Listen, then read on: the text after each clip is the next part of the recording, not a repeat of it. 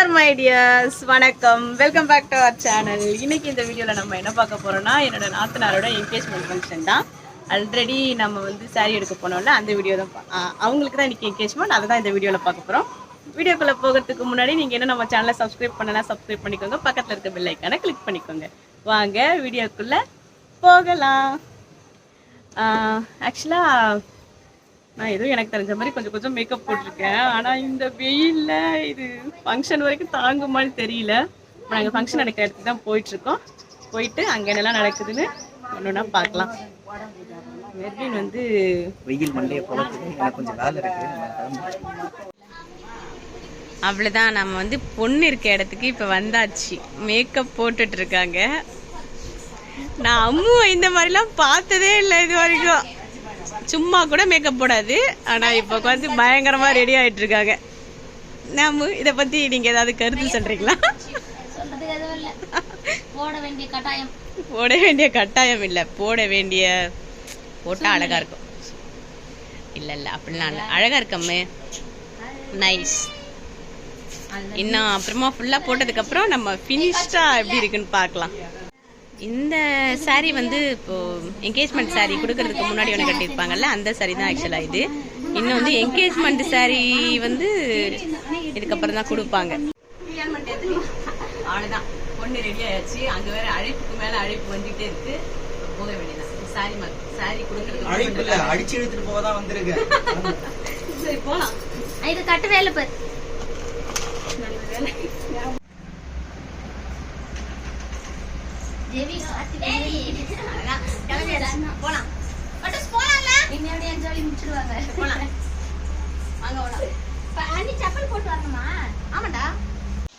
அவ்வளோதான், மண்டபத்துக்கு என்ட்ரி கொடுத்தாச்சு. நம்ம மாப்பிள்ளை வீட்டிலேருந்து வந்து ரொம்ப நேரமாக வெயிட்டிங்.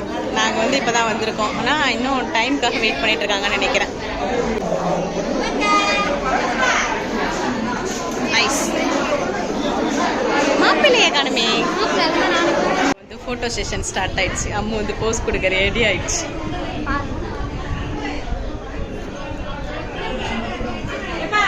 அம்மே ஸ்மைல் கரோ. ரொம்ப வந்து வெயிட் பண்றாங்க. ஃபோட்டோ செஷனை டக்குன்னு முடிச்சுட்டு அம்மு போயிட்டு ஸ்டேஜ்லேருந்து என்கேஜ்மெண்ட் சாரியை வாங்கிட்டு வந்துட்டாங்க. சாரியை குயிக்காக சேஞ்ச் பண்ணிவிட்டு அதுக்கப்புறம் டைம் இல்லை, ஸோ சீக்கிரமாகவே ஸ்டேஜுக்கு போயிட்டாங்க.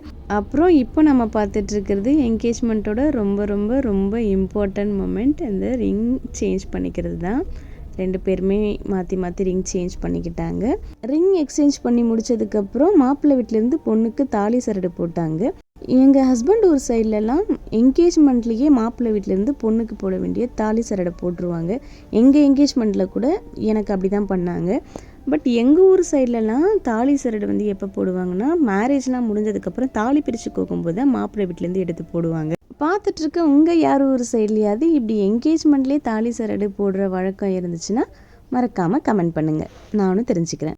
மாப்பிள்ளை வீட்டிலேருந்து பொண்ணுக்கு போட வேண்டியதெல்லாம் போட்டு முடிச்சதுக்கப்புறம் பொண்ணு வீட்டு சைட்லேருந்து மாப்பிள்ளைக்கு போட வேண்டியதெல்லாம் போட்டாங்க. இவங்க ரெண்டு பேரும் தான் பொண்ணோட பிரதர்ஸ். இதில் வந்து அஜய் வந்து உங்களுக்கு முன்னாடியே தெரியும், நீங்கள் பார்த்துருப்பீங்க. அஜயோட ஓன் சிஸ்டர் தான் அம்மு. இந்த ஃபார்மாலிட்டிஸ்லாம் செஞ்சு முடிச்சதுக்கப்புறம் அகெயின் ஃபோட்டோ செஷன் ஸ்டார்ட் ஆகிடுச்சு. இப்போது நம்ம பார்த்துட்ருக்கிறது ஃபுல்லாக மாப்பிள்ளையோட ஃபேமிலி, அதாவது அவங்க அம்மா அப்பா, அப்புறம் அவங்க பிரதர்ஸ் அண்ட் சிஸ்டர் அண்ட் அவங்க வீட்டு குட்டி. ஸோ இதுதான் அவங்களுடைய ஃபுல் ஃபேமிலி.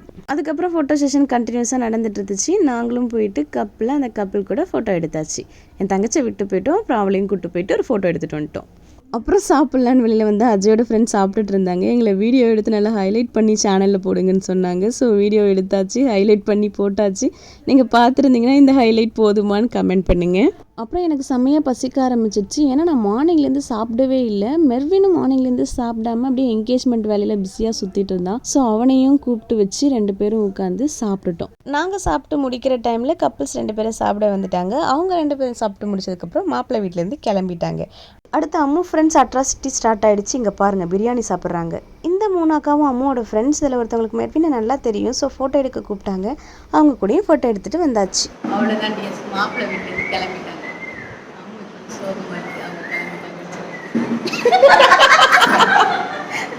அவ்வளோதான் இந்த வீடியோ உங்களுக்கு பிடிச்சிருக்குன்னு நம்ம இன்னொரு சூப்பரான வீடியோவில் சந்திக்கலாம். டாடா. டாடா சொல்கிறேன்.